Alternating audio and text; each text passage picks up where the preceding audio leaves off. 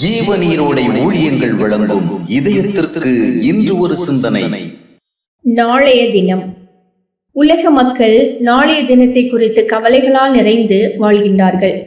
நாளை எப்படி வாழ்வேன், பிள்ளைகளை எப்படி வளர்ப்பேன், எப்படி படிக்க வைப்பேன், எப்படி திருமணம் செய்து கொடுப்பேன் என்பது போன்ற எதிர்காலத்தை குறித்த கவலைகளின் பாரங்கள் அவர்களை எழும்ப விடாமல் செய்கின்றது. ஆனால் கிறிஸ்துவர்களாகிய தேவனுடைய பிள்ளைகள் அப்படி இருக்கக்கூடாதே. நாளைய தினத்தை குறித்து அவர்கள் கவலைப்படக்கூடாது. எதிர்காலத்தை குறித்த கவலைகள் தங்கள் இதயத்தை பாரமாக்க அவர்கள் அனுமதிக்க கூடாது. நாளைய தினத்தை குறித்த கவலைகள் கடவுளை அறியாத உலக மக்களின் இயற்கை சுபாவம். அந்த சுபாவம் தேவனுடைய பிள்ளைகளுக்கு உரியதல்ல. அவர்கள் அந்த பாரங்களை வீசி எறிந்துவிட்டு லகுவான இதயத்தோடு விடுதலை உணர்வோடு வாழ முயற்சிக்க வேண்டும். விசுவாசத்தால் அது முடியும். நாளைய தினத்தை தேவன் பார்த்து கொள்ளுவார்.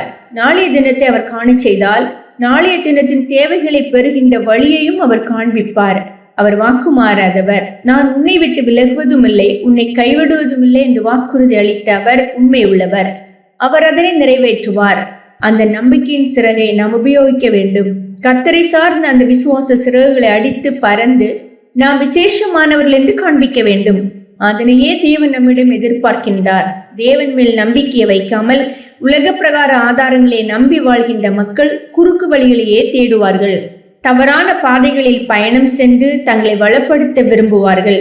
எப்படியாவது எவ்விதத்திலாவது முன்னுக்கு வர வேண்டும், பணம் பொருள் சேர்க்க வேண்டும் என்பதே அவர்களின் நோக்கமாயிருக்கும். உலகத்திற்கு அப்பால் எதையும் பார்க்க விரும்பாதவர்கள் உலகத்தினால் கட்டுப்பட்டு கோழிகளைப் போல அழுக்கு மண்ணை கிளறி கொண்டிருப்பார்கள். ஆனால் தேவனை அறிந்தவர்களும் தேவனை வாழ்க்கையில் ஏற்றுக்கொண்டவர்களும் விரிந்த எல்லையை உடையவர்கள். அவர்கள் மண்ணிற்குள்ளேயே மாட்டிக்கொண்டிருக்க மாட்டார்கள். அவர்களின் பார்வை விண்ணை நோக்கி செல்லும். அவர்கள் குறுக்கு வழியையோ உலக பிரகார சுலப வழியையோ நாட மாட்டார்கள். அவர்கள் தேவனை நோக்கி பார்த்து தேவனுடைய வழியை விட்டு விலகாமல் பெரிய ஆசீர்வாதங்களை கண்டடைவார்கள். உலக பிரகார குறுக்கு வழிகளை நாடி உயர வேண்டிய கட்டாயம் அவர்களுக்கு இல்லை. சிந்தனைக்கு.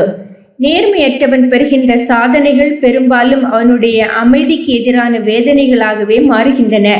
நேர்மையற்றவன் பெறுகின்ற சாதனைகள் பெரும்பாலும் அவனுடைய அமைதிக்கு எதிரான வேதனைகளாகவே மாறுகின்றன.